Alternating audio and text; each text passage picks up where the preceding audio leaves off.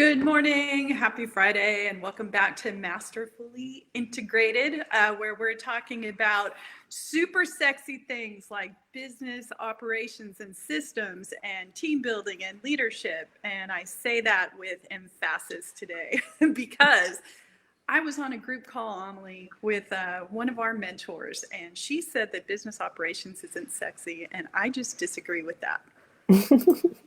Now, I learned how to drive a stick shift in my dad's Porsche and then turn around and got my high school ride was a 74 Chevy Vega. And let me tell you, systems that run smoothly and systems that don't are super obvious. Porsches are sexy because they run like a well-oiled machine. They are the definition of a well-oiled machine. Chevy Vegas, not so much. But I was happy to have a ride in high school. So I just want to say that. So Here we are. Well, and we have a big announcement today, too. We have all kinds of good stuff going on. We have been totally geeking out on Mike Michalowicz Fix This Next. We have a free tool for you that we're going to get to as we go over this stuff. We're going to give a broad overview.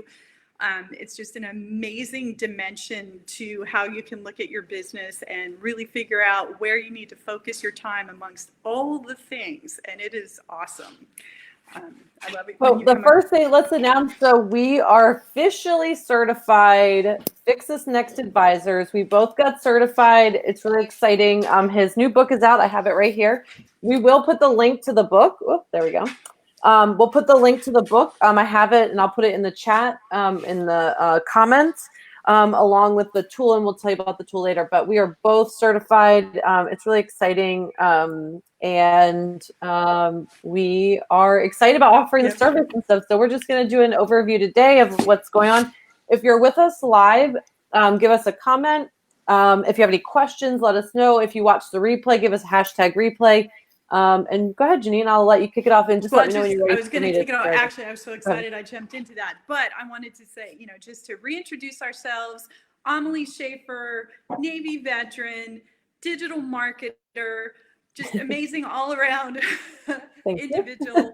And I was me, also a veteran. I was in the Army. I'm Dr. Janine Suvak, was a flight surgeon, worked on accident investigations, which is investigating organizations, and then later fell into the digital world through copywriting, digital marketing, and we came together to form Systematic Excellence Consulting, where we put all this awesomeness and focus on your business to help you make it awesome too, or awesomer, even though that's not a word. So that is what we do.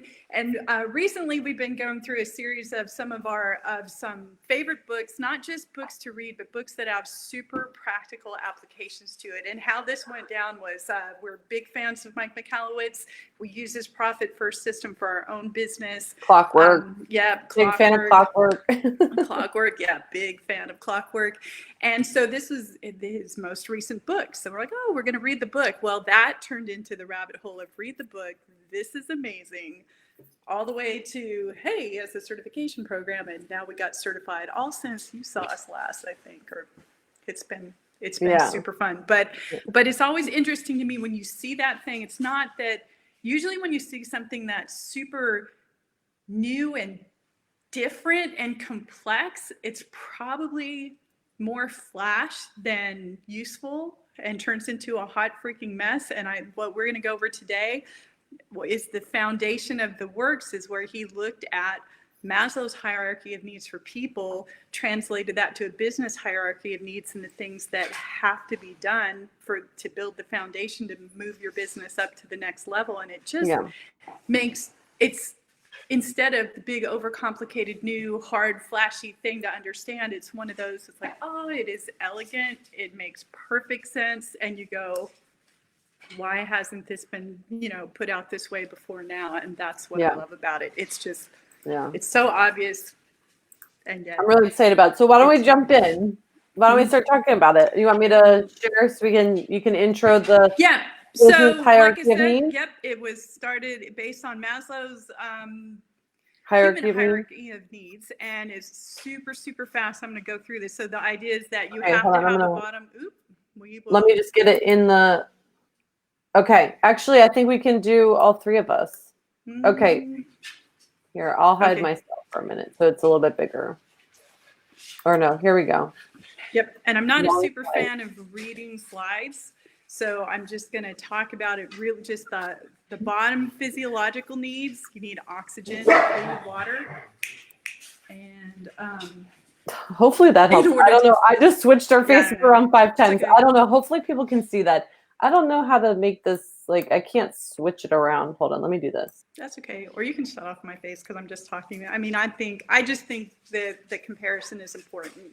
And it's the idea is that you have to have the one level needs filled before you can move on to the next one. Otherwise, it all falls apart. So obviously, you need air, food, and water before you can worry about a safe environment. You have to have a safe environment before you can really focus on love, friendship, connection, family, and that kind of thing. And it moves on all the way up. Self-actualization is really where people describe it as living your purpose. And so that's the super brief condensed version of the human one. And then when we translate this over to business hierarchy of needs, are we looking at the second one? Yeah. Okay. So same idea, right? Same pyramid, same concept of super simple, right? A business has to have sales. Without sales, it's not a business. It's either a failed business or it's a hobby, but it's not a business. And without that, nothing else can happen. You have to have those resources in order for your business to grow and thrive. So sales is simply revenue coming in, and then how that's allocated such that your business can grow is the profit level. Right? Because some businesses, there's a joke about businesses of they're losing money. And so they just do more, right? And they're just losing money faster. So just because revenue's coming in doesn't mean you have a growing, thriving business. And you move on up. So from profit, order, that's our happy zone with creating efficiencies and systems and stuff within your business in order to set the stage for those higher levels of the businesses that have an impact on their customers, on their team, on their communities, and then move on to even the immortal business that goes on without you and is the legacy that you leave behind, whether after you're gone or after you leave the business. So this is just, and then the third slide, yeah, you got that? Oh, it's yeah. just comparing, just showing just comparing the two. I was going to say one thing, if you don't mind. So the difference here too, as you can see, these first 3 levels are getting. This is when you're getting the things for the business. You're taking things in, and then the top 2 levels is giving back, creating the legacy, creating transformation, and what this allows you to do is to determine where you are in your business and what you need to focus on, because you can't be successful if you haven't mastered the step consistently below wherever you think you are, right? Like, so if you haven't mastered and consistently brought in sales and you try to move to profit, ultimately you're not going to be successful, because it's like not having the foundation of your house and you're trying to put the roof on, right? Like, you're trying to put the roof on before you have the foundation and the walls and all the other pieces. Then you want to put the roof on. So anyway, sorry, now you can go on. I just wanted to add that part in about it. No, like I said, and what I loved is the congruence between these 2 models and how they're so appropriate, because if you're the giving and getting applies to the human needs as well. It's like you need to take in oxygen, food, water. You need to be safe to eat before you can start to give back, to do the thing as you connect and interact with the people around you. You just have to. And we see that in moms, right? We always tell moms they have to take care of themselves in order to be able to take care of their kids. And it's just a common theme that applies all over the place. And that's why I really like this. All right. So yeah, we don't have to. Do you want to talk about the free tool that people can use? I have the link. So I'm going to put them all in the comments, just if you want to introduce that. Yeah, well, the entire concept then is, okay, so here's the model.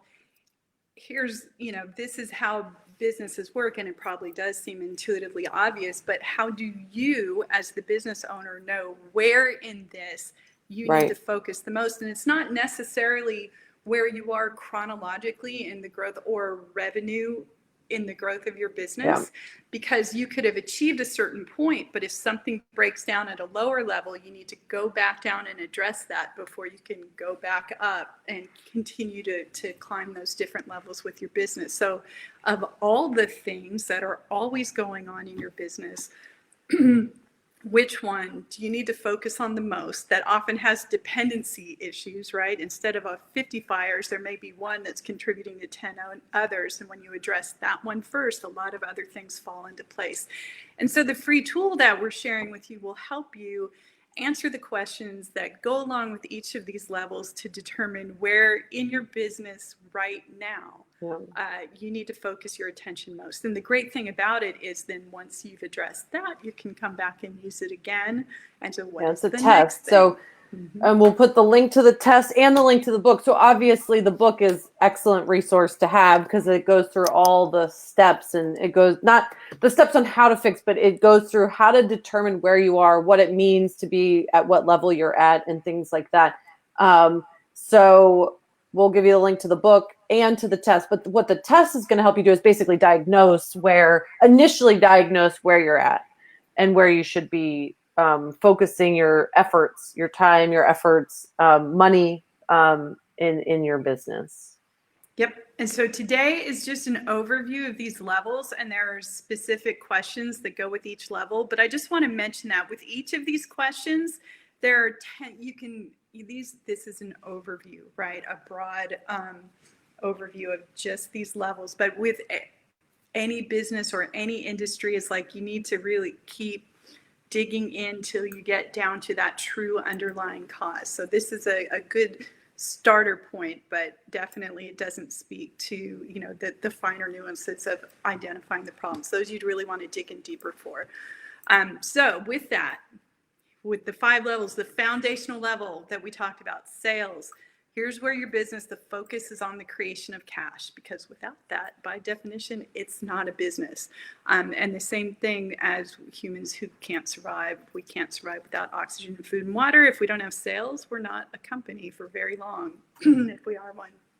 Okay, so there's 5 core needs with each of these levels, and then for each of these needs, there's a corresponding question to ask you. This, it's like the needs seem pretty obvious, but it's, again, the questions really get you focused on what do you need to look at in your business. So the first one, lifestyle congruence.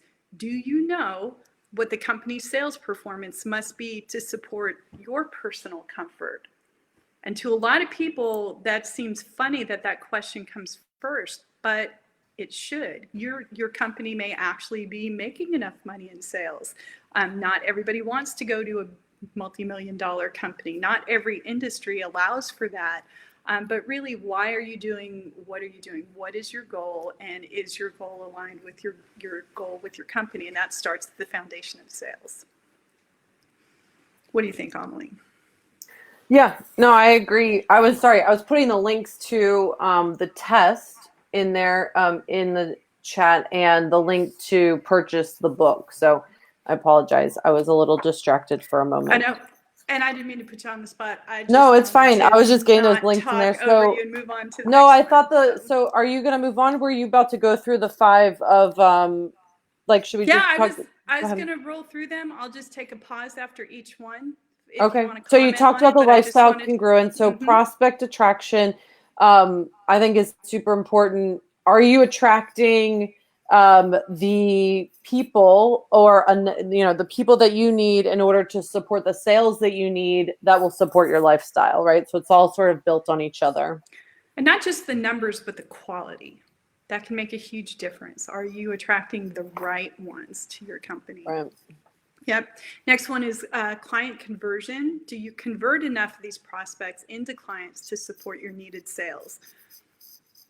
It's not enough to just have, vanity metrics versus conversion is where the rubber meets the road and the cash changes hands. That's where the sale takes place. Okay, next one. And then delivering on commitments. So making sure that you are providing the service that you said that you were going to give to the client. They're getting their deliverables. They're getting their, whatever time you give them. Like, are you able to, and have you been consistently delivering on your commitments to your clients? for what they've been sold on. Yep. And it sounds funny, but the extreme end of that are the bad actors that sell things that don't exist, So you have to be able to deliver on your commitments. And even, well-intentioned people can sometimes set themselves up for failure and legal action and all kinds of issues with that. And this last one I thought was really interesting. It's collecting on commitments. Do your clients fully deliver on their commitments to you? And that's really interesting in that I know, say in the government contracting world, there's a lot of small businesses going for those big contracts. That's the holy grail of, this is really when we're going to make it. And may find that there's a slow payment process, right? It's not just a net 30, it's a net 120. And even then you have to remind them and it turns into a net 5 years and your business is dead. And that can happen with corporate clients and other clients as well. So just landing the contract and even getting that first payment, depending on what your model is, it's like they could still be terrible clients. Right. So, and in the event that your business isn't meeting all 5 of these things, means then your focus needs to be in sales, right? In this area, right? So all those 5 things need to be met before your focus goes to the next level. If those aren't met, you're not meeting your basic needs in business. That's kind of how all those things need to be met before you can move to the next level. And it doesn't mean these other levels don't already exist in your business. They probably do. You have a business, you're probably making a profit, but the tension and the money and the effort and the blood, sweat, and tears, I'm just kidding, need to be in wherever the lowest point is where you haven't met, that's where you should be focusing your time and energy and team. Yep. And for business owners, that first question is aligning the goal of the business with your personal goal. Without that alignment, you're never going to feel satisfied and you're be running that hamster wheel for a while. Okay. So the next level, profit. So you've got cash coming in with your sales. You've addressed all those needs. Here's where your focus is on creating stability. So just because you have revenue coming in doesn't mean much if you don't have profit, if you don't have cash reserves, if you're drowning in debt. It's like, this is really getting your financial house in order. So the 5 core needs here are debt eradication. Are you consistently removing debt instead of accumulating it? Margin health. Do you have healthy profit margins within each of your offerings? And are you seeking ways to improve them? Because this is an always ongoing thing, right? Markets change, competitors come in. You have to continually look at these things. And that should be a part of your processes. So transaction frequency. Do your clients repeatedly buy from you over alternatives? That's super important. There's a lot of choices out there. Profitable leverage. When debt is used, is it used to generate predictable, increased profitability? That's really a question to be answered before you take on any kind of debt. And finally, cash reserves. Do you have enough cash reserves to cover your expenses for 3 months or longer? And I think everybody's super aware of this, after quarantine going on, but that's a way to super highlight that issue for a lot of companies, right? All right. And the next one is order. So at this level, the focus is on creation of efficiency and the needs related to everything that clockwork deals with. So being able to leave the business for vacation and it runs by itself. So minimize wasted effort. Do you have an ongoing working model to reduce bottlenecks, slowdowns, and efficiencies? So do you have those workflows established? Do you have the standard operating procedures, all those things established? Role alignment. Are people's roles and responsibilities matched to their talents? I feel like Janine and I have talked about this so many times. So, do you have the right people in the right place, regardless of, they have the past skills of it, but are they, according to their personality, according to their talents, doing the right things that they need to be doing to be successful and to support the business to be successful? Outcome delegation. Are people closest to the problem empowered to resolve it? So this is another thing we talk about a lot. So are the people that are on your team empowered to make decisions, resolve problems, and move the process forward? Linchpin redundancy. Is your business designed to operate unabated when key employees are not available? So can your business run without you there? If it can't, then and you're trying to move on to the next level, this needs to be satisfied before that happens. Mastery, reputation. Are you known for being the best in your industry at what you do? So, I mean, do people know who you are? Do they know that you are the best at whatever it is that you do? If that's not met, again, then you're at the order stage. Yep, and I can't hammer enough on linchpin redundancy. It's like the number one cause of bankruptcy in the U.S. is personal bankruptcy is from medical issues. You never know what's going to. You don't want anything dependent on the one guy, not on yourself, not on a critical team member. You need to have that redundancy in place to be in a truly secure position. Super important. Okay, so next level, impact. Now, this one was interesting because the definition that Mike Michalowicz uses, I thought it just kind of changed how I looked at this, because especially in marketing in the world that we're helping people with very often, there's a lot of talk around impact, or especially in business startups as well. I want to help, a million so-and-sos do whatever, and yet they haven't made their first sale, and they're talking about their impact on the world. But that's not what we're talking about in this level. We're talking about the a more narrow sense of, is what you're providing actually allowing for a transformation of your clients, and how is it doing that? Not just your clients, but with your staff, with your vendors, and with your community, not this broader, I am changing the whole world kind of impact. And this is again important for setting up for that next level of legacy. It's like, if you're not transforming your clients, if they don't identify that with you and your company, then you're a commodity, bottom line. So what are examples of that, right? Are you a Mac user, right? Macs versus Apple people, Chevy versus Ford. They identify, it's like they identify with something you provide, and that is becomes that transformation. They are a whatever user or driver or whatever. That's the kind of transformation we're looking for. And that works inside the company as well, right?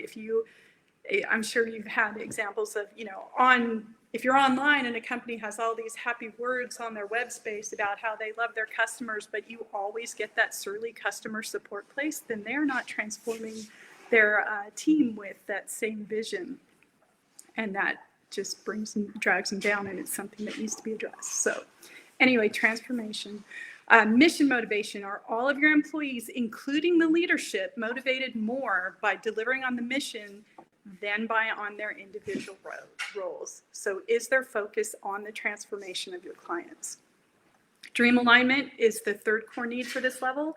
Are people's individual dreams aligned with the path of the business's grand vision? And this is the people within your company. If you're not aligned on the inside, you guys are moving in different directions, and it all falls apart. So feedback integrity. Are your people and your clients and your community empowered to give both critical and complementary feedback? And that's, listening is so important at so many levels in so many ways to the success of your business and growth of you and your team as people. And then finally, complementary network. Does your business seek to collaborate with vendors, including competitors, who serve the same customer base in order to improve the customer experience? And I think that's super important. I grew up with, my family had a plumbing business, and we were friends with other plumbing businesses in the community. And when one was busy, they referred to the other. So for the customers, what does that mean? Something went wrong. They're calling a plumber. And when they call my dad, and he's like, oh, well, we're booked out for the next 3 weeks. But if you call I recommend this plumber over here, they do excellent work. That is an excellent experience for the customer, even though he wasn't able to serve them. And then in turn, they would do the same thing as business, levels fluctuate. So there's a way to do that and make it a mutually beneficial environment for yourself, your competitors, your vendors, and the people that you serve. All right. And so the next one is legacy. So this is the permanence of the business, of what you're leaving behind, and ensuring that there is impact. that it will deliver and continue to impact and deliver well after you're gone, whether you sell the business or move on or whatever the case may be, the legacy is still there. So the core needs there. So community continuance. So do your clients fervently defend, support, and help the business? And, are they in complete support of what you're doing? Will they, defend you in conversations with people, those kinds of things? And do you have a community built around your business? So I think that's a huge piece of it. There's, people that, like, I think the example he used is like Harley Davidson. There's huge communities around that. Like, those people will they live, eat, and breathe Harley Davidson, right? Till the day they die, and so I think that's a good example of that. Intentional leadership turn. Is there a plan for leadership to transition and stay fresh? So that's kind of probably pretty humbling to be in, after you've built this thing that you love so much, but at some point, you need to refresh the leadership in the business. Heart-based promoters. Is the organization promoted by individuals inside and outside the organization without need of direction? So again, I guess the Harley Davidson kind of fits in this really well, because they ride around with it. They got the coats, the helmets, they got the clothes, they got the, and there's a lot of brands. I was just that have this, but Harley Davidson was in the book, I believe, or in one of his trainings that he used as an example. And then quarterly dynamics. So does your business have a clear vision for its future and dynamically adjust quarterly to make that vision become true? So are those meetings set up? Are you taking a critical look at where you're going and then making sure that you're adjusting each quarter to achieve the goals that you've set for yourselves? Are you laughing because of the dogs? I am laughing, and I'm so sorry. No, it's fine. And they're cracking me up. And then ongoing adaptation. Is the business designed to constantly adapt and improve, including finding ways to better and best itself? So just constantly looking at the market, figuring out what's working, what's not working. A business can't stay stagnant. The market, the people, the technology, all those things are constantly changing. And so it's up to the business to what did we talk about? You either adapt or die. That's what it comes down to. So this is the final one on the hierarchy of needs, on the business hierarchy of needs. So that one I thought was really important as far as the levels go, because it's not just having creative, flexible people, but having, it's like the order level, having the systems in place, right? Having contingency plans. There are actually systems and processes that allow you to be adaptable. So it sounds weird, but it shouldn't be pants on fire, make it up as you go kind of adaptation at all. You really need to set those other levels in place for these things to work.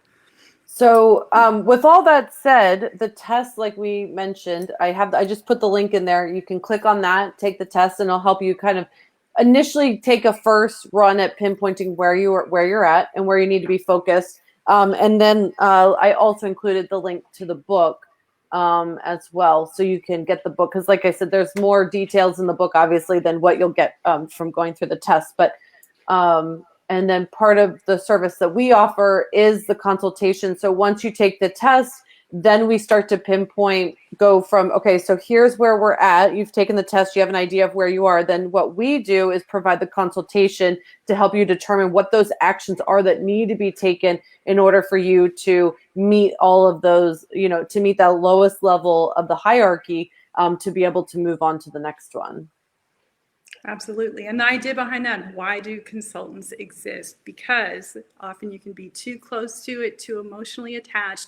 And so it's giving a thorough, unbiased view of what's going on. Outside perspective. Yeah. Yeah. But do the evaluation tool. You may surprise yourself with what you think the answer is versus what you And we're not emotionally attached to what's going on. So we'll be able to give you a very straightforward, honest response as to where you need to be and what you need to be doing. That's the nice thing about consultants. But we do like to win, and we want to see you win too. That's true. We are very competitive in that way. So But we enjoyed. Thank you so much for joining us. The links are in the comments. And we will be back here next week at 11 a.m. on Friday.